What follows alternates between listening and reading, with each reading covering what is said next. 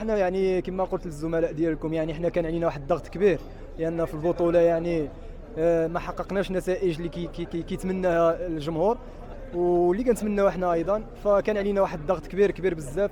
والمباراه ديال اليوم ما نكروش بانها كانت مباراه يعني كاين واحد الضغط، كنظن كان ضغط كبير اللي بزاف، بحكم اننا كنلعبوا مع نادي الرجاء ونادي الجيش، فدائما كيبقى كلاسيك وكتبقى مباراه كبيره.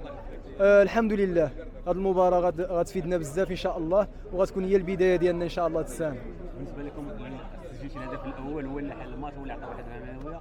لاكسيون البريسينغ اللي درتي شنو، كيفاش قريتي لاكسيون من الاول؟